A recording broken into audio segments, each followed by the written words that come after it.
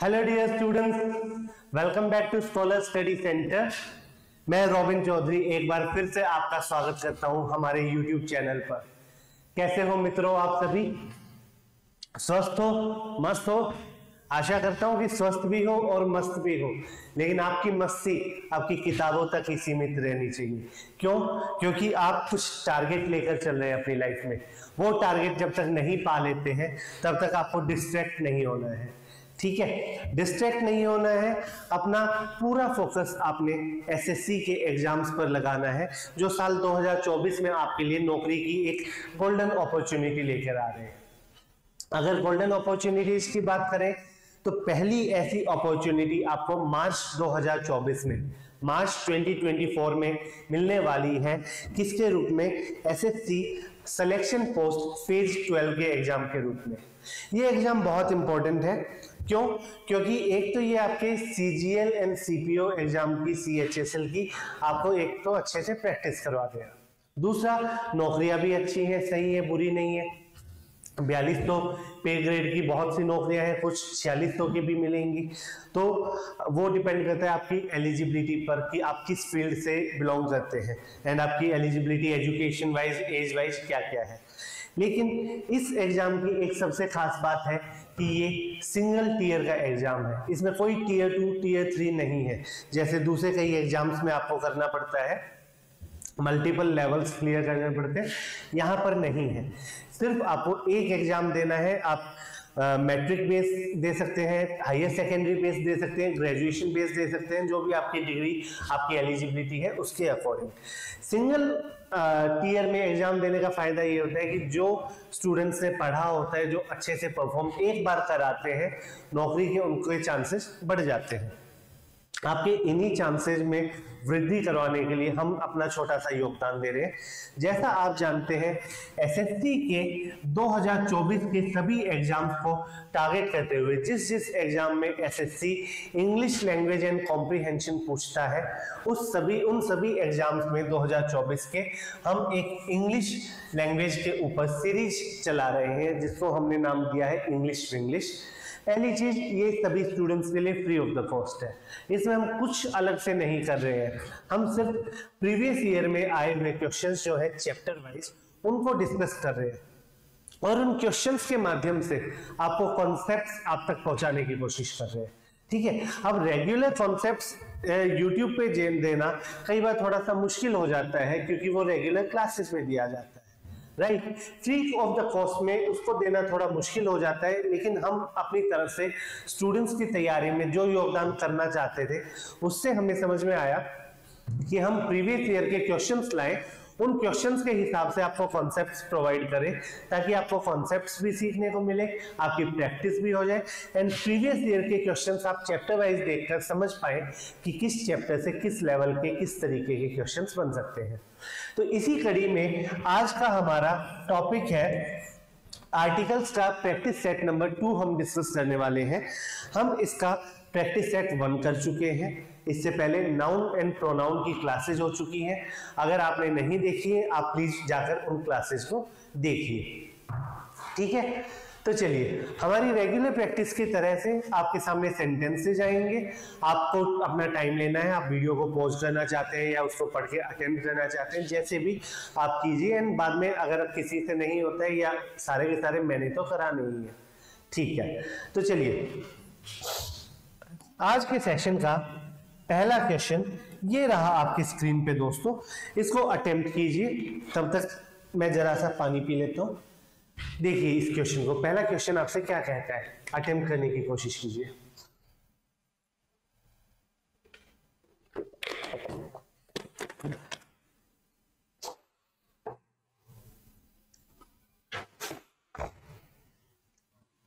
किया आप सभी ने? अब इसको डिस्कस करते हैं। देखिए सेंटेंस क्या कह रहा है, in world of ours one has to compete for almost everything. ठीक है, हिंदी में इसका मतलब है कि हमारी दुनिया में किसी व्यक्ति को, यानी कि हर एक व्यक्ति को कॉम्पीट करना पड़ता है फॉर ऑलमोस्ट एवरीथिंग, लगभग हर चीज के लिए प्रतिस्पर्धा करनी पड़ती है। कहने का मतलब कि कोई भी चीज किसी को आसानी से नहीं मिलती है, रखी हुई थाली में सजाकर नहीं मिलती है। हर चीज के लिए आपको हमारी दुनिया में प्रतिस्पर्धा करनी होती है। तो देखिए यहाँ पे जिन लोगों का आ गया है अच्छी बात है, नहीं आया वो सीखिए। यहाँ पर लिखा हुआ है एक फ्रेज है, in world of hours.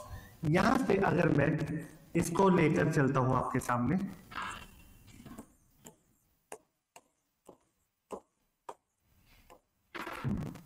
In world of hours, अगर आप ध्यान से देखें ये आपका एक नाउन है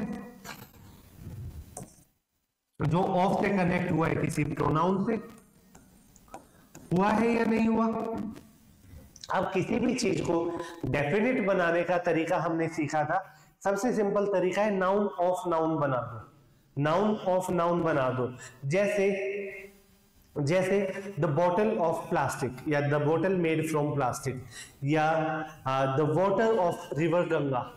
इस तरीके से नाउन ऑफ नाउन का एक केस बना दिया जाता है एंड उसको आप फिर डेफिनेट करके डेफिनेट आर्टिकल का यूज करते हैं।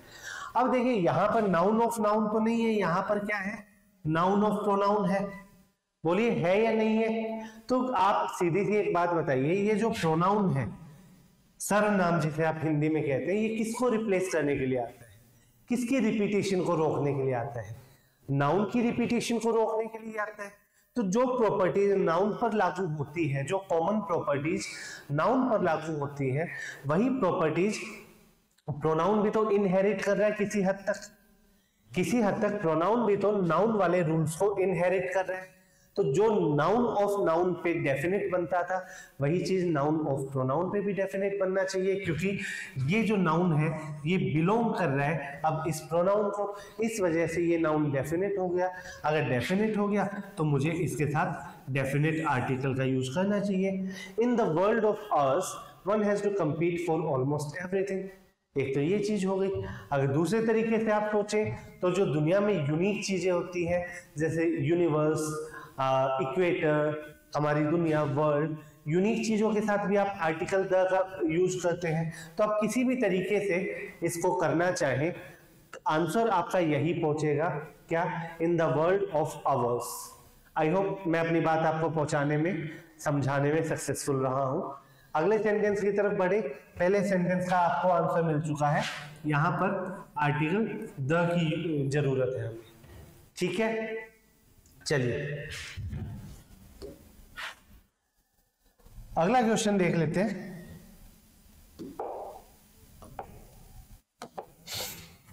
नेक्स्ट क्वेश्चन हमसे क्या कह रहा है, my aunt was first to get a degree.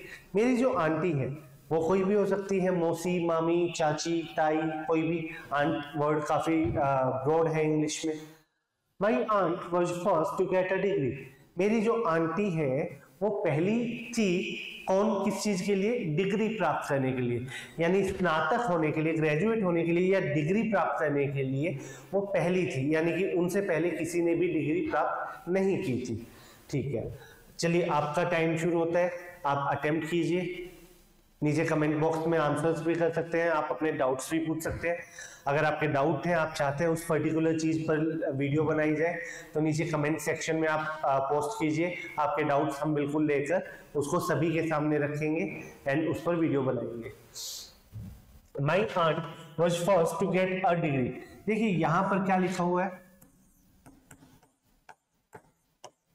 First लिखा हुआ है, ठीक है। मेरी आंटी जो है वो पहली थी।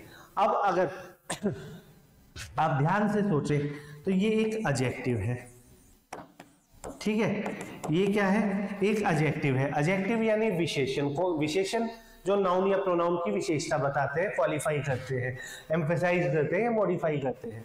ये यहाँ पर आंट को क्वालिफाई कर रहा है, ठीक है। मेरी आंट पहली थी, प्रेडिकेटिव यूज है इसका। तो ये जो फर्स्ट है एडजेक्टिव में, ये आपको एक सुपरलेटिव की तरह दिखेगा। फर्स्ट, लास्ट, ये क्या है आपके, बेस्ट, बिगेस्ट, हाईएस्ट, ये सुपरलेटिव है। ये देखने को एक ऑर्डिनल नंबर भी है, first, second, third, fourth, fifth, sixth, seventh, eighth, last, इस तरह के नंबर्स को ऑर्डिनल नंबर भी कहते हैं। एंड ऑर्डिनल नंबर भी तो एडजेक्टिव के सुपरलेटिव का ही एक सब पार्ट माना जा सकता है। तो अगर ये सुपरलेटिव है या ये ऑर्डिनल नंबर है, दोनों केसेस में रूल हमें ये कहता है कि जब भी आपको सुपरलेटिव या ऑर्डिनल नंबर दिखता है, वहां पर आप किस आर्टिकल का यूज करते हैं? वहां पर आप डेफिनेट आर्टिकल द का यूज करते हैं। ठीक है, क्या मेरी बात आप सभी को समझ में आई है? मैं कह रहा हूं my aunt was the first, my aunt was the first to get a degree. वो पहली महिला थी, उनसे महिला नहीं, वो पहली ही थी जिनको डिग्री मिली, उनसे पहले किसी को नहीं मिली एंड बाद में किसी को मिली होगी। ठीक है, आई होप आपको समझ में आया है। हम सेकंड क्वेश्चन की तरफ मूव कर रहे हैं।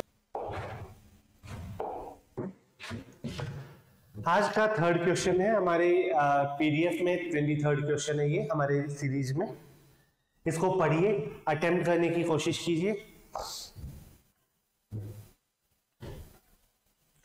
Equator divides the earth into 2 hemispheres. यहां हेमिस्फीयर्स की थोड़ी स्पेलिंग गलत है, टाइपिंग एरर होगा, कोई नहीं, इसको हम ठीक कर लेंगे। यहाँ पर बहरहाल कोई स्पेलिंग का एरर नहीं है, आप अपने कॉन्सेप्ट्स पर ध्यान दीजिए एंड इसमें एक ग्रामेटिकल एरर ढूंढने की कोशिश कीजिए।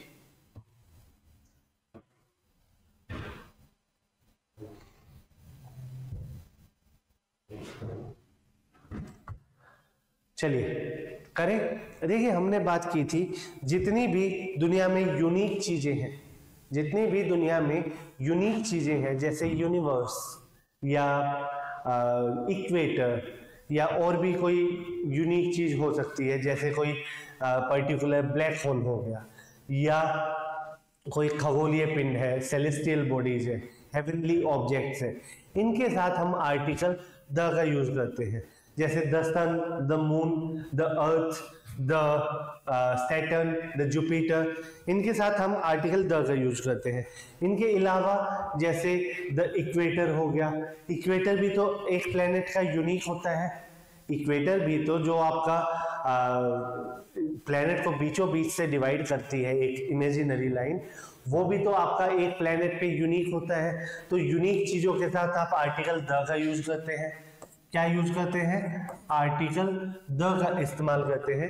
The equator divides the earth, जैसे यहाँ पे देखिए, अर्थ एक प्लेनेट है, सेलेस्टियल बॉडी है, हेवनली ऑब्जेक्ट है, उससे पहले आपने क्या लगाया?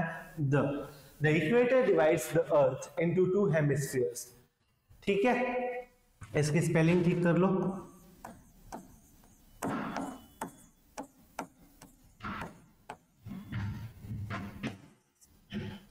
ठीक है, the equator divides the earth into 2 hemispheres. ठीक है, चलिए बढ़े आगे।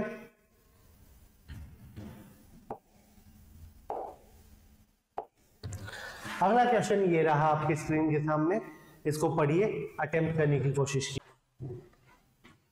ठीक है, तो आपने पढ़ा ये सेंटेंस, इसको कर सकते हैं हम अब अटेम्प्ट। देखिए, teachers were instructed to follow an uniform method of evaluation. जो अध्यापक थे उनको इंस्ट्रक्शन दी गई थी क्या?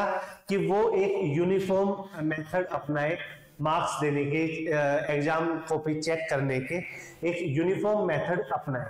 तो देखिए, टीचर्स को जो इंस्ट्रक्शन दी गई एक यूनिफॉर्म मेथड, यानी कि समानांतर, समान मेथड उनको अपनाना है आपकी आंसर कॉपी को इवेल्युएट करने के लिए।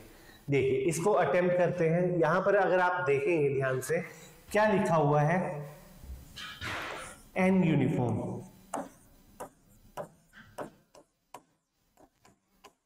बहुत से बच्चों का एक डाउट होता है कि सर एन बिल्कुल सही है क्योंकि ये एक वॉल से शुरू हो रहा है। ठीक है, कितने वॉल्स होते हैं? ए, ई, आई, ओ, यू, ये 5 आपके वॉल्स होते हैं। एंड बच्चों को लगता है कि अगर उन्होंने यू देख लिया है तो उससे पहले एन लगाना बिल्कुल सही है, जबकि ऐसा नहीं होता है। हमें वाउल साउंड देखनी होती है। वाउल साउंड पे कैसे पहचानेंगे हम? हिंदी के स्वर यूज कीजिए, जितना करीब आप हिंदी के रहेंगे उतना ही करीब आप इंग्लिश के बनते जाएंगे। जैसे गाना आया था अ आ ई उ ओ, ए आ ई उ ए आई ओ एन औ। ठीक है, इस चीज के लिए आप हिंदी के ये जो 10 स्वर हैं उस पर डिपेंड कीजिए। आर्टिकल ए कब ए लगना है, कब एन लगना है, इसकी साउंड को डिसाइड करने के लिए आप इन 10 स्वर ये जो हिंदी के हैं इन पर डिपेंड कीजिए। अगर ये साउंड आपको दिखती है, अगर ये साउंड आपको दिखती है तो आप वहां पर एन लगाएंगे, अदरवाइज नहीं लगाएंगे। मेरे कहने का मतलब है, जैसे मैंने लिखा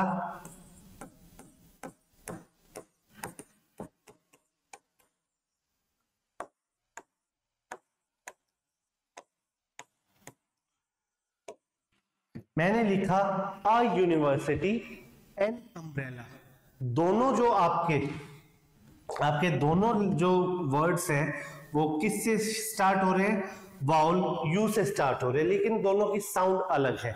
एक की साउंड है यूनिवर्सिटी, एक की साउंड यू है, दूसरा अम्ब्रेला है, दूसरा ए पर स्टार्ट हो रहा है। तो यहां पर आपको साउंड डिसाइड करना, साउंड को समझना बहुत जरूरी है आर्टिकल ए और एन के यूज के लिए। तो यूनिफॉर्म को आप देखेंगे तो यू की साउंड है, जो यूनिवर्सिटी में साउंड है वही साउंड इसमें है। ठीक है, अब इस वजह से यहां पर ये जो एन है ये सही नहीं है, क्योंकि अक्षर चाहे वाउल हो लेकिन उसकी साउंड कॉन्सोनेंट है, इसलिए क्या हो जाएगा? Teachers were instructed to follow a uniform method of evaluation.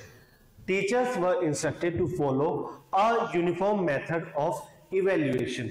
ठीक है, चलिए, आई होप समझ में आया है आपको। आगे बढ़ते हैं।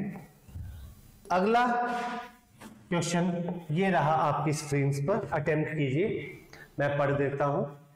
He knows that your muscles are not same as his.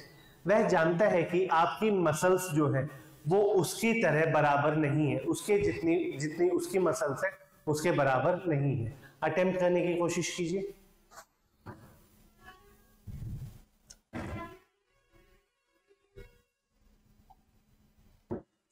करें?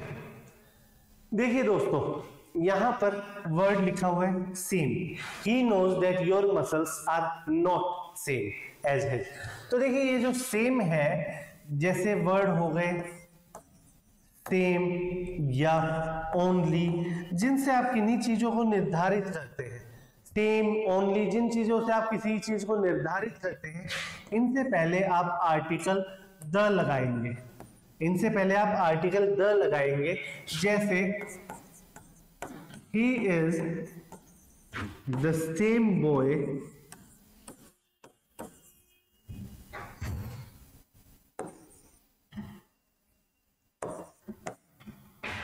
who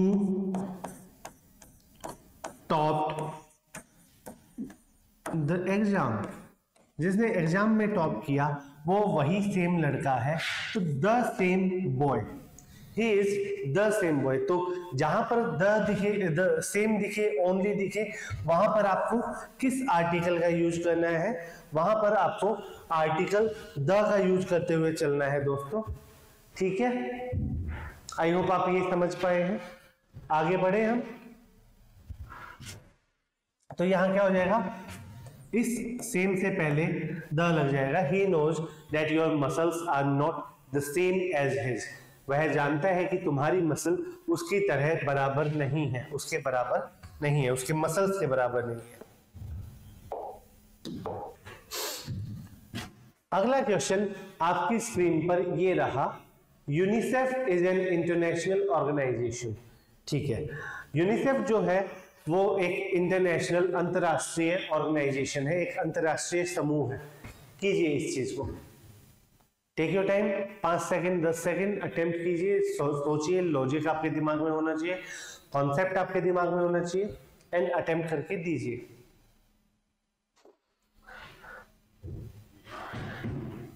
चलिए हम बात करें। देखिए ये जो यूनिसेफ है ये एक ग्रुप है, या एक ऑर्गेनाइजेशन है? बोलिए है या नहीं है? सेम वैसे ही जैसे यूनाइटेड नेशंस है, बोलो है या नहीं? जैसे यूनाइटेड नेशंस है, यूनाइटेड नेशंस का ये एक पार्ट है, इसमें भी कंट्रीज का ग्रुप है, यूनिसेफ में भी, ये भी एक आपका ऑर्गेनाइजेशन है, United Nations international children education fund, ठीक है। तो यूनाइटेड नेशंस हो गया, या जैसे आपका G20 हो गया। तो जो ग्रुप्स होते हैं, जो यूनियंस होती हैं, जो ऑर्गेनाइजेशंस होती हैं, उनको आप आर्टिकल द देते हैं। उनके साथ आप क्या लिख कर देते हैं? आर्टिकल द लिख के देते हैं। अब यहाँ पर यूनिसेफ भी एक आपकी ऑर्गेनाइजेशन है, ग्रुप है, जिसमें बहुत सारे देश साथ में जुड़े हुए हैं। तो ये जो यूनिसेफ है इसके साथ भी आप आर्टिकल द का यूज करेंगे। The UNICEF is an international organisation. The UNICEF is an international organisation. UNICEF एक अंतरराष्ट्रीय समूह है, एक ऑर्गेनाइजेशन है, ठीक है। आई होप आपको समझ में आया है। कोई मन में डाउट ना रहे, कमेंट्स में आप पूछ सकते हैं। चलिए अगला क्वेश्चन ये रहा आपके सामने, इसको पढ़िए, आप लोग अटेम्प्ट करने की कोशिश कीजिए।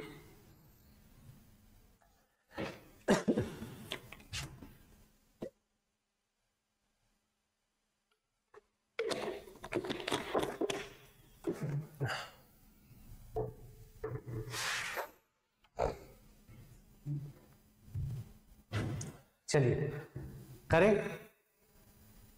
आई was at loss and did not know what to do. मैं बहुत ज्यादा एक अस्त व्यस्त, एक कंफ्यूजन की स्थिति में था और मुझे नहीं मालूम था कि क्या करना चाहिए। मैं एक बहुत ज्यादा, ये नॉर्मली मानसिक कंफ्यूजन जो है उसको रिप्रेजेंट करता है कि मेरे दिमाग में बहुत कुछ था, अस्त व्यस्त था मेरा दिमाग सही तरीके से सोच नहीं पा रहा था, कंफ्यूज्ड स्टेट में था और मैं नहीं जानता था कि क्या करना चाहिए। टेक योर टाइम, अटेम्प्ट कीजिए इसे।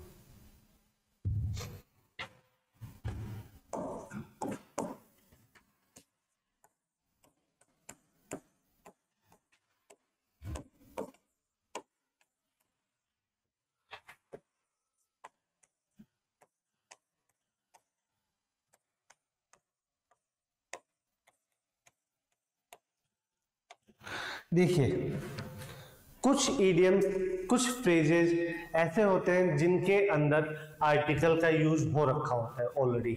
जैसे एट अ लॉस है, ये वाला जो है इसका मैं आंसर बता देता हूँ। ये एक इडियम है एट अ लॉस, जिसका मतलब होता है एक बहुत ही डिसऑर्डर्ड एंड कंफ्यूज्ड स्टेट चल रही है। ये एट लॉस नहीं होता, इसकी करेक्ट फॉर्म है एट अ लॉस। इसकी करेक्ट फॉर्म क्या है? At a loss. तो कहने का मतलब है कोई भी आपका जो भी ईडियम है या फ्रेज है, जो उसका वास्तविक रूप है, वास्तविक रूप में अगर उसके साथ आर्टिकल है, ये जितने आप ईडियम्स पढ़ेंगे उतना आपको क्लियर होगा। वास्तविक रूप में अगर वो किसी आर्टिकल का यूज करते हुए आया है या आता है, तो आप कभी भी उस आर्टिकल को हटाएंगे नहीं, कभी भी आप उस आर्टिकल को हटाएंगे नहीं, वो अपना ओरिजिनल फॉर्म ही मेंटेन करेगा। लेकिन अगर कभी ऐसा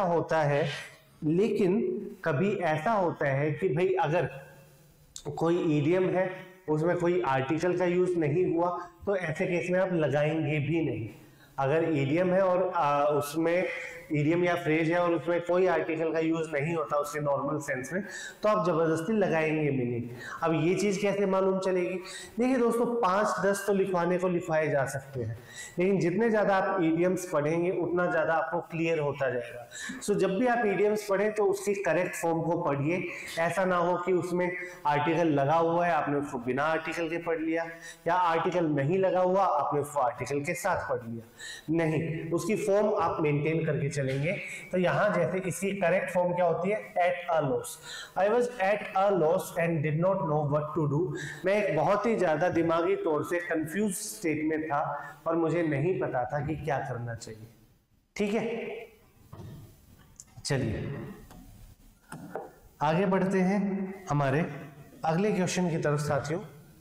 अगला क्वेश्चन क्या कह रहा है हमें, I was first to reach the school today. ठीक है, अटेम्प्ट कीजिए। मैं पहला था जो आज स्कूल पहुंचा, यानी कि मुझसे पहले आज स्कूल कोई नहीं पहुंचा, मैं ही पहला था। इस तरह का हमने सेंटेंस कुछ देर पहले किया था। आप इसे करने की कोशिश कीजिए।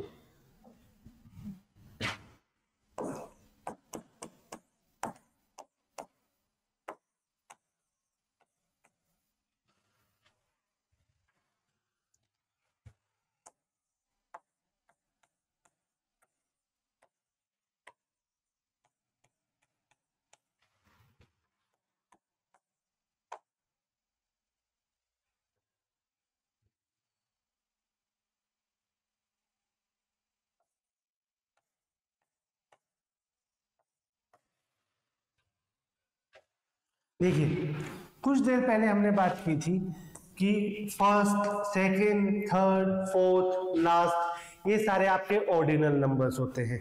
ऑर्डिनल नंबर एक तरह से पार्ट होता है आपका सुपरलेटिव एडजेक्टिव का। फर्स्ट और लास्ट को देख के आप समझ रहे हैं कि ये सीधे सीधे आपके सुपरलेटिव बनते हैं और ये आपके ऑर्डिनल नंबर में भी आते हैं। तो हमने बात की है, जैसे यहाँ पर मैंने एक ऑर्डिनल नंबर सेकंड से सेंटेंस बनाया है। Second chapter is on verbs. Second chapter जो है, दूसरा जो चैप्टर है वो वर्ब्स यानी क्रिया के ऊपर है।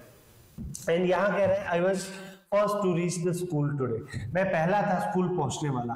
तो ये जो फर्स्ट हो गए, लास्ट हो गए, सुपरलेटिव की तरह यूज हो रहे हैं, इनके साथ आप आर्टिकल द का यूज हमेशा करते हैं। सुपरलेटिव की सेंस हो या ये ऑर्डिनल नंबर के सेंस में हो, आपको जो भी समझ में आए उस तरीके से समझिए, लेकिन इनके साथ आर्टिकल द का कंपल्सरी यूज होता है।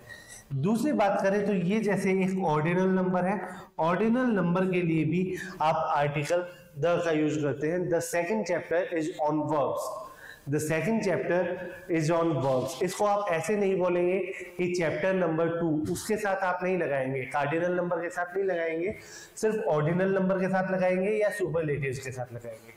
ठीक है दोस्तों, आई होप आपको क्लियर है, सभी को समझ में आया है। बढ़ सकते हैं, अगले क्वेश्चन की तरफ बढ़ते हैं।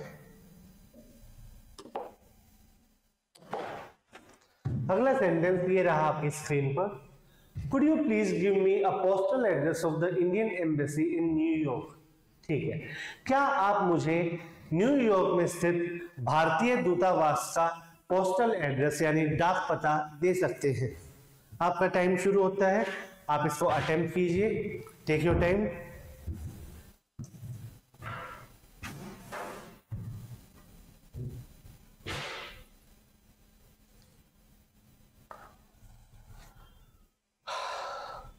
देखें इसको, सेंटेंस कहता है आपसे could you please give me a postal address of the Indian embassy in New York.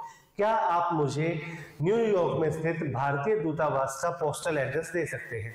क्या आपसे एक डेफिनेट जगह का एड्रेस मांगा गया है?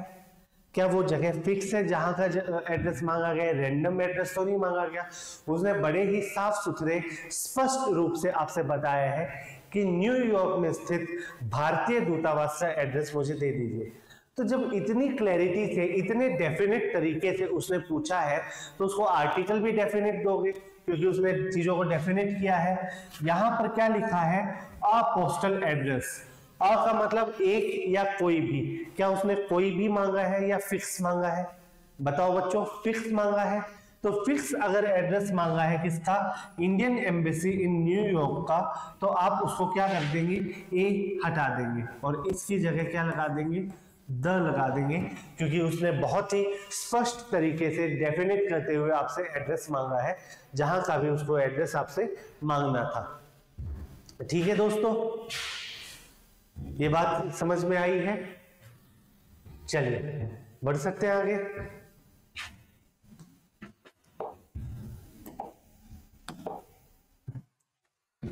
अगला सेंटेंस आपकी स्क्रीन पर ये रहा, पढ़िए।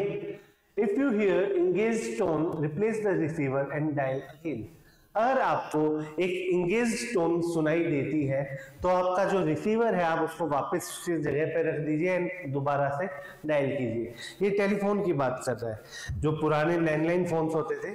कह रहा है कि अगर आपको एक इंगेज टोन सुनाई देती है तो आप रिसीवर को रख दीजिए और दोबारा डायल कीजिए। बताइए, करें?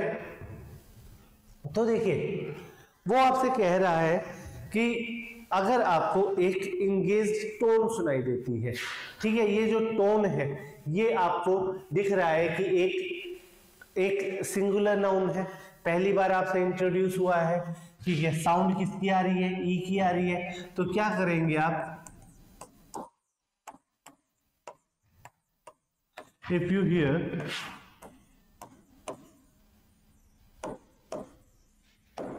एन इंगेज टोन, ठीक है, ये भी सही है। अगर आप इस टोन को डेफिनेट मानते हुए वहां पे आर्टिकल द लगाना चाहते हैं वो भी सही हो जाएगा, लेकिन बिना आर्टिकल के नहीं आएगा। If you hear the engage tone replace the receiver and dial again. If you hear an engage tone replace the receiver and dial again. कई बार आपके सेंटेंसेस बहुत एम्बिग्यूअस होते हैं जहां पे एक से ज्यादा चीजें भी सही महसूस होती हैं, इन रूल्स को भी फॉलो करती हैं, तो आप उस चीज पे कंफ्यूज ना हो एंड इसको सही तरीके से अटेम्प्ट करें। यहाँ पर आपको देखने को मिल रहा है कि यहाँ पर आर्टिकल की आवश्यकता है, आप आवश्यकता अनुसार आर्टिकल लगाइए। मैं प्रेफर करूंगा एन को। If you hear an engage tone replace the receiver and dial, ठीक है। चलिए, अगला क्वेश्चन आपकी स्क्रीन पर ये रहा दोस्तों। Raghu came out of the bathroom with a towel in the hand. Okay, ठीक है, पढ़िए, अटेम्प्ट करने की कोशिश कीजिए।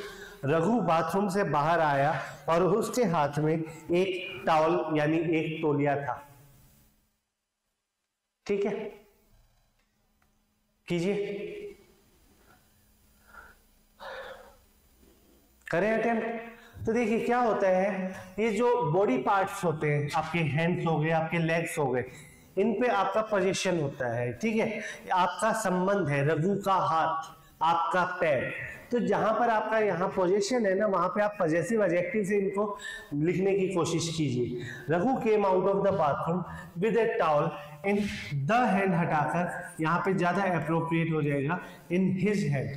Raghu came out of the bathroom with the towel in his hand, क्योंकि वो किसी फिक्स हाथ में टॉवल लेकर नहीं आया है, वो अपने हाथ में टॉवल लेके आया है, राइट। तो यहाँ पर एक पॉजेसिव एडजेक्टिव की जरूरत है आर्टिकल से ज्यादा, तो इसको आप द हटा के हिज आप रखवा देंगे, ठीक है, हिज लगा देंगे।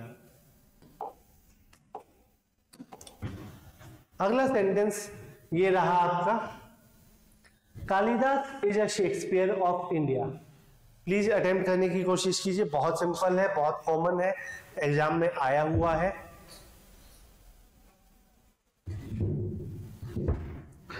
Kalidas is a Shakespeare of India. Kalidas Bharat का शेक्सपियर है।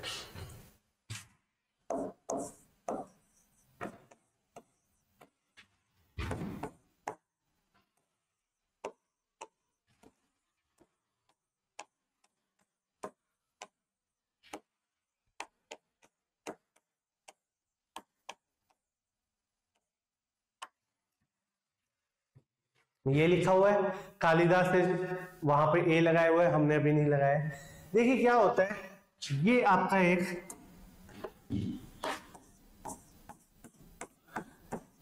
ये कालिदास भी आपका एक प्रॉपर नाउन है, और ये फिलहाल तक ये शेक्सपियर भी आपका एक प्रॉपर नाउन है। आगे नहीं बचेगा, लेकिन फिलहाल तक ये भी एक प्रॉपर नाउन है। अब मुझे ये बताइए, अगर मैं कहूं आपको कि वीरेंद्र सहवाग सचिन तेंदुलकर है, या मैं कहूं कि सचिन तेंदुलकर सौरव गांगुली है, या मैं कहूं राहुल गांधी नरेंद्र मोदी है, क्या ये बातें सच होंगी, सही होंगी? नहीं। अनलेस एंड अनटिल जब हम किसी प्रकार से कंपेयर करने की कोशिश करें। जैसे मैं आपको एक सीधी सी बात बताता हूँ, छोटा सा एग्जांपल देता हूँ। आप अपने गली मोहल्ले में, गांव में, अपने शहर में क्रिकेट खेलते हैं।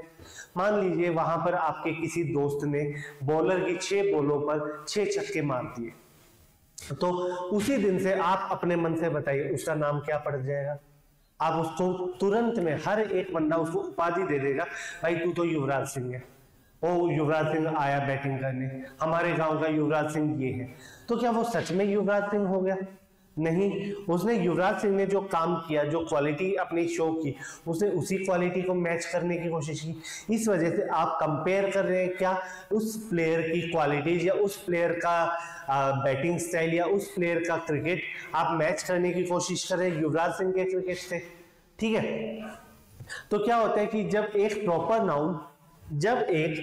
प्रॉपर नाउन किसी दूसरे प्रॉपर नाउन की तरह काम करता है, वैसे कालिदास जी पुराने थे, शेक्सपियर बाद में आए थे, लेकिन दुनिया में ज्यादा फेमस है शेक्सपियर। तो जब एक प्रॉपर नाउन किसी दूसरे प्रॉपर नाउन की क्वालिटीज से मैच होता है, यानी शेक्सपियर इतने बढ़िया शानदार तरीके के ड्रामाज एंड पोएम्स लिख कर गए हैं कि कालिदास जी जो भारत के महानतम कवि माने गए हैं, उनकी तुलना शेक्सपियर से हो रही है। यही बात है। तो क्या होता है कि इनकी जब क्वालिटीज होती है, मैच कंपेयर होती है, जब कालिदास की क्वालिटीज शेक्सपियर की क्वालिटीज से शेक्सपियर की क्वालिटीज तक पहुंचाने की कोशिश की जा रही है, तो ये जो शेक्सपियर है ये प्रॉपर नाउन ना होकर ये कैटेगरी या क्लास बना दी जाती है। ये कैटेगरी या क्लास बना दी जाती है, दुनिया के महानतम कवियों को इसमें रखा जा सकता है। अब ये प्रॉपर नाउन ना रहकर अब ये एक कॉमन नाउन बन जाता है, और ये जो कॉमन नाउन है यहाँ पर अपने साथ आर्टिकल द लेकर आएगा। क्यों लेकर आएगा? क्योंकि ये नाउन ऑफ नाउन बन रहा है, इसलिए आर्टिकल द लेकर आया। अगर सिर्फ इतना लिखा होता कि he is a Sachin Tendulkar, यानी कंपैरिजन नहीं है, सिर्फ बताया गया है, मतलब सचिन तेंदुलकर कहाँ का, हमारे गांव का, हमारे देश का, ये नहीं बोला गया, सिर्फ बोला गया है ही इज सचिन तेंदुलकर, वहां ए सही है। जैसे कोई सुंदर लड़की है, उसका कंपैरिजन हो रहा है ऐश्वर्या राय बच्चन से, तो कोई बोल दे शी इज एन ऐश्वर्या, यानी ऐश्वर्या जितनी सुंदर है, ऐश्वर्या की तरह सुंदर है, वहां पे ए और एन सही है। लेकिन यहाँ नाउन ऑफ नाउन से बताया गया, इसलिए हमारा फिक्स आर्टिकल डेफिनेट आर्टिकल यहाँ पे जरूरी है। सो कभी भी ऐसे कंपेयर हो तो आप समझ लीजिएगा, यहाँ पे देखिए शेक्सपियर ऑफ इंडिया लिखा हुआ है, इसलिए आर्टिकल ए ना लगाकर यहाँ क्या लगा देंगे, आर्टिकल द लगाएंगे हम। ठीक है, इतनी सी बात है दोस्तों। चलिए आगे बढ़ते हैं। अगला क्वेश्चन ये रहा आपकी स्क्रीन पर, पढ़िए। More you think of it the worse it becomes. ठीक है, जितना आप इसके बारे में सोचेंगे उतना ही ये बुरा बनता जाएगा। कहते हैं ना किसी को चोट लग गई तो कहते हैं ना कि सोच मत, सोचेगा ज्यादा दर्द फील होगा, वही चीज है। तो अटेम्प्ट करने की कोशिश कीजिए।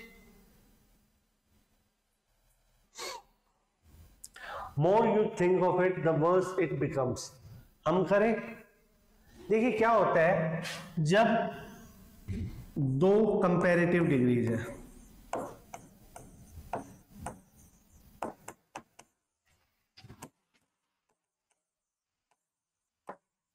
जब दो कंपैरेटिव डिग्रीज होती है, ये किसी प्रोपोर्शन में होती हैं। जब दो कंपैरेटिव डिग्रीज प्रोपोर्शन में होते हैं, फिजिक्स में प्रोपोर्शन पढ़ा है, directly proportional, indirectly proportional, inversely proportional. तो प्रोपोर्शनल का मतलब क्या होता है?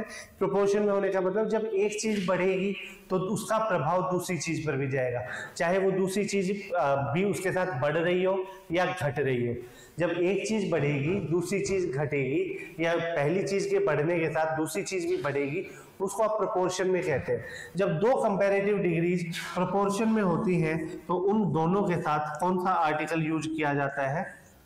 कंपैरेटिव डिग्री के साथ जनरल सेंस में आर्टिकल द यूज नहीं होता है, सिर्फ एक दो केसेस में होता है, उनमें से एक केस ये वाला है। ठीक है, तो जब दो कंपैरेटिव डिग्रीज आई, प्रोपोर्शन में हुई, दोनों के साथ क्या लगाओगे आप? द लगाओगे।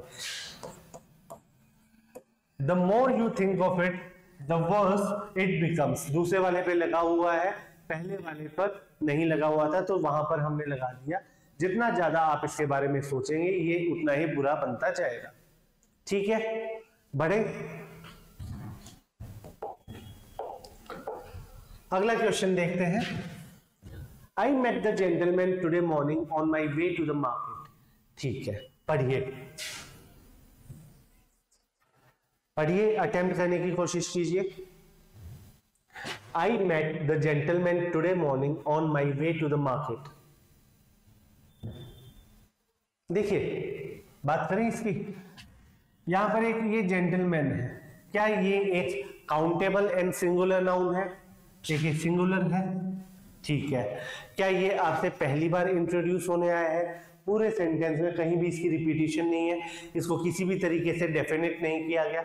ये जेंटलमैन आपसे बेचारा सुबह सुबह आपके मार्केट के रास्ते में आपको टकरा गया, ठीक है। तो यहाँ पर आपको इसको फिक्स करने की जरूरत नहीं है।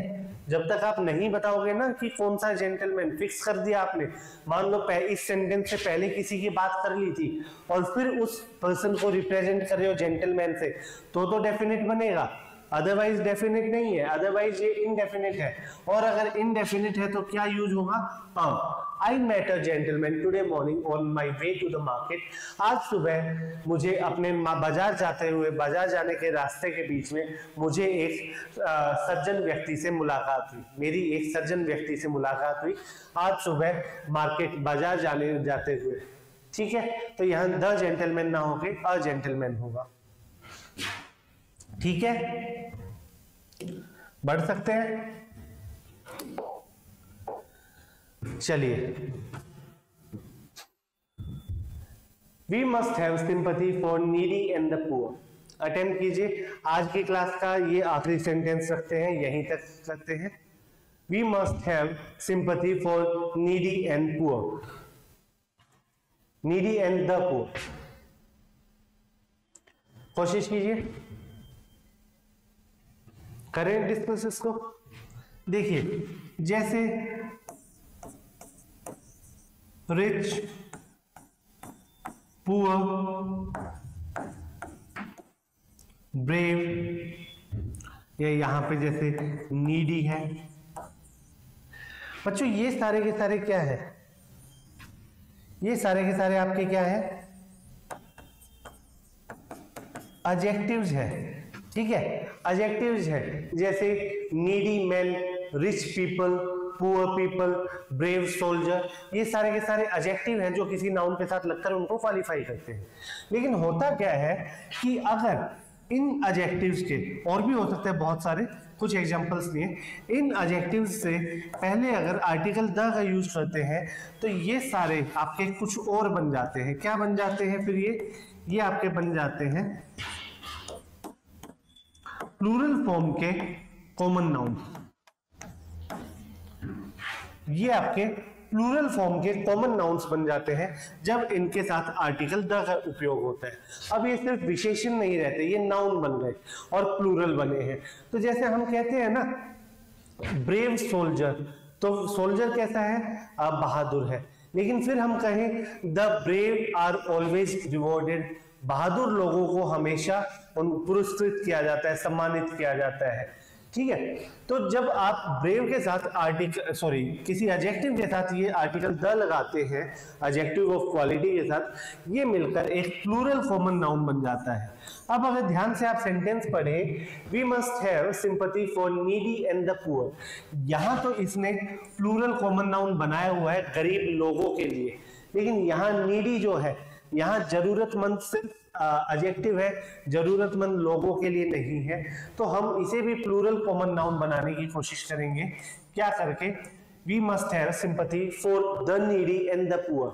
हमें हमारे मन में एक सिंपैथी होनी चाहिए, किसके लिए? जरूरतमंद लोगों के लिए और गरीब लोगों के लिए। उम्मीद है आपको समझ में आया है। ठीक है, तो आज की क्लास यहीं तक रखते हैं दोस्तों। आज की क्लास यहीं तक रखते हैं। आशा है आपको कॉन्सेप्ट समझ में आए हैं, आपने चीज़ों को सीखा है, अपने आने वाले दिनों की प्रैक्टिस में आप इनको यूज कर पाएंगे।